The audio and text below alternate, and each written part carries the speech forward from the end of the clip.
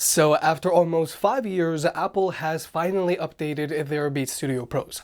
Now, even though I enjoy how these headphones sound and they have a decent sounding microphone on them for phone calls, I feel that it's very hard to justify the Beats Studio Pros for a pair of premium ANC headphones. And honestly, I feel that these are more in line with a pair of mid-tier or even some entry-level ANC headphones out there. So today, we're going to see how the Beats Studio Pros stack up directly to the mid-tier Sony XB910Ns and the entry-level Sony WH-CH720Ns. Regarding pricing, the Beats Studio Pro have a retail price of $350, and personally I wouldn't pay $350 for these headphones. Then there are the Sony XB910Ns, which are a pair of mid-tier ANC headphones, and they have a retail price of $250, but they like to go on sale these days for $180 or less. And then there are the entry-level Sony WH-CH720Ns, and they have a retail price of $150, but they like to go on sale for $130. Overall, I like and recommend both of Sony's headphones, but if you want to pick any of these headphones up, they'll be linked down below. And if you want to further support the channel, pick up a big head approved hat, linked down below. We've got trucker hats and snapbacks. By buying a hat, you help the unbiased and unsponsored videos coming, and it also helps us cover more products and produce more versus videos. Thank you to everyone who's already bought a hat, and look out for more designs coming soon. And also, please remember to hit that like button and let's get subscribed. Now first, let's talk about the cases that come included with these headphones. Now, the Beats Studio Pros are a pair of premium ANC headphones that come included with a soft shell case, which I feel is unacceptable. Whereas the XB910Ns are a pair of mid-tier ANC headphones, and they come included with a proper hard shell case, which is going to protect your headphones if you plan on traveling with them.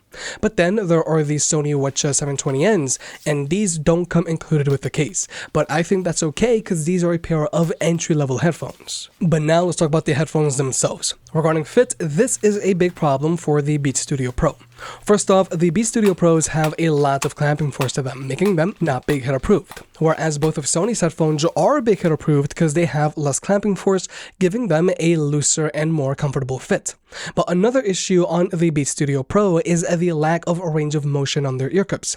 These ear cups apply a little more pressure on the front of your ear than on the back, making them feel a little unnatural when they're on your head. Whereas both of Sony's headphones, their ear cups have a lot more range of motion, so their ear cups apply an even amount of pressure around your ears, making them feel more natural. But then there's the padding underneath their headband. The Studio Pros have a very little padding underneath their headband, so they can create a hotspot on the top of your head. Whereas hotspots aren't an issue for either of Sony's headphones because their headbands have a decent amount of padding. But then there are the ear pads themselves. Now, the ear pads on the Beats are very shallow, so even if you have normal sized ears like me, these ear pads will press down on your ears, which can get uncomfortable after a while. Whereas both of Sony's headphones have much more spacious ear pads than the ear pads found on the Beats. Now, the ear pads on the Sony WH-720Ns should be able to accommodate most ear types, but if you have very large ears or ears that stick out a lot, then you might want to go with the XB910Ns because these are just a little more shallow than the 720Ns. But overall, comfort-wise, the Sony WH-720Ns are my favorite headphones here because of their super lightweight. The WH-720Ns weigh in at 192 grams, whereas the XB910Ns weigh in at 252 grams and the Beats Studio Pros weigh in at 260 grams. Now, both the XB910N and Studio Pros weigh an average amount for ANC headphones, but the WH-720Ns being so lightweight just helps make these headphones feel even more comfortable because they're even less noticeable when they're on your head. So overall, both of Sony's headphones are way more comfortable than the Beats Studio Pro. But for me, the WH-720Ns are the most comfortable headphones here. But now let's talk about tech specs. The Beats Studio Pros have an advertised battery life of 24 hours with the active noise cancellation turned on, and with the active noise cancellation turned off, they can go for as long as 40 hours. Whereas the XB910Ns have an advertised battery life of 30 hours with the active noise cancellation turned on, and with the active noise cancellation turned off, they can go for as long as 38 hours.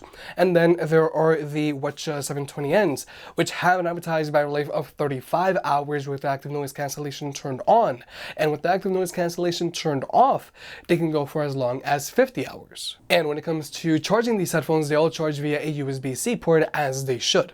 But the really cool thing about the Beats Studio Pros is that you can use their USB-C port as a wired connection, whereas the USB-C port on both of Sony's headphones are strictly used for charging. But if you want to, you can always just use a wired connection with any of these headphones, because all of these headphones still have a 3.5mm audio jack, and they all still come included with an audio cable, which honestly is a very big deal for the Beats Studio Pros, because I was afraid that Apple was going to remove the audio jack on these headphones like how they did with the AirPod Max, and they were going to charge you extra if you wanted to use these headphones with a wired connection. But thankfully, that's not the case here. Just keep in mind that with the Beats Studio Pros, even if you want to use them with a wired connection, you can't use them passively. They still need to have a charge in them. Whereas with both of Sony's headphones, they can be used passively. Now, when it comes to wireless connectivity, both of Sony's headphones can be simultaneously connected to any two Bluetooth devices at the same time, so you can easily hot swap from one device to another, which is really good if you're a power user with devices from different ecosystems. Now, the Beats Studio Pros are also a good option for anyone out there with devices from different ecosystems, but these headphones can only be connected to one device at a time, so switching from one device to another isn't as seamless as with Sony's headphones. But when it comes to overall performance, all of these headphones have zero latency across the board when watching movies or videos on your phone, whether you're using an iPhone or an Android device. But when it comes to audio codecs, both the Beats Studio Pros and Sony WH-CH720Ns only have support for SBC and AAC, whereas the XB910Ns have support for SBC, AAC, and LDAC, which is Sony's own in-house high-res audio codec. Just keep in mind that if you want to use LDAC, you do have to be an Android user, because iPhones top out at AAC, and also LDAC does take an additional toll on the battery life. But now let's talk about sound. First off, with the Beats Studio Pros, you can't directly adjust their EQ to your liking unless you use them with a wired connection through their USB-C port. It's a whole thing. But if you use them wirelessly, you're going to be stuck with their stock bass-heavy EQ. Now, the bass on these headphones both resonates very cleanly, and it also has a decent amount of kick to it. But more importantly, the Beats still have decent instrument separation, and the mids and vocals aren't overpowered by the bass on these headphones. Overall, I like how these headphones sound, and the bass on these headphones should be able to satiate most people. But then there are Sony's headphones. Now, with both of Sony's headphones, you can directly adjust their EQ to your liking. Now, sound quality wise, both of these headphones sound good enough to get the job done, but they don't sound as open as the Beats. And with the WH-720Ns, these don't have nearly as much bass as the Beats Studio Pros. But then there are the XB910Ns, and the standout characteristic of these headphones is that they have an above average amount of bass to them. The bass on these headphones will rattle your head way more than the bass that's found on the Beats Studio Pros. And this extra bass is a lot of fun when you're listening to music, but it also adds an extra level of immersiveness when watching movies with these headphones. Overall, yes, I will say that the Beats Studio Pros sound better than both of Sony's headphones here, because they have better instrument separation, but if you want something with legit head-rattling bass, then you'll want to go with the Sony XB910N. Now, when it comes to your media controls, both the Beats and WH-720Ns are using physical buttons, but the layout on the WH-720Ns is better because their buttons are on the side and they're on the right ear cup, whereas the buttons on the Beats are on the left ear cup, and when you press them in, you have to jam these ear cups into the side of your head. But then there are the XB910Ns, which are using a touchpad, and this touchpad is very accurate and is very easy to use, but I know some people just don't want to have to deal with touchpads on their headphones. But now let's talk about the active noise cancellation on these headphones. And for a pair of premium ANC headphones, this is a big letdown for the Beats Studio Pro. The ANC on the Beats Studio Pro is more in line with the ANC that you'll find in a pair of mid-tier or entry-level ANC headphones. But so that you can see for yourself, we're going to jump into an ANC test.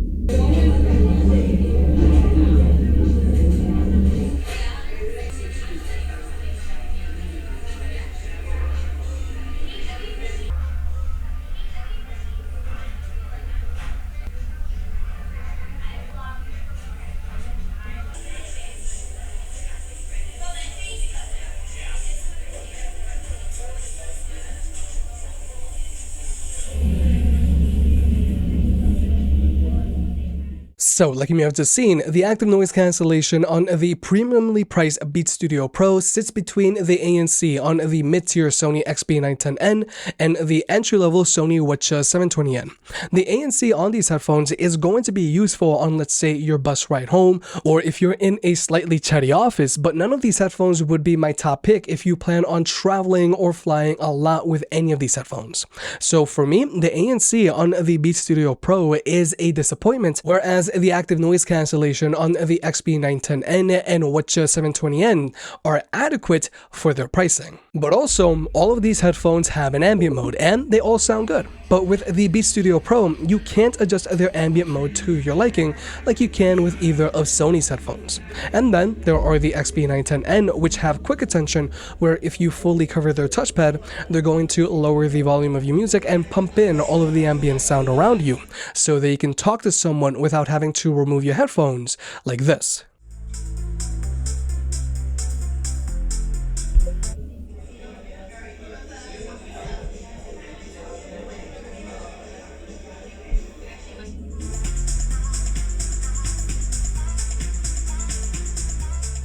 And then when you let go, the headphones will go back to normal again.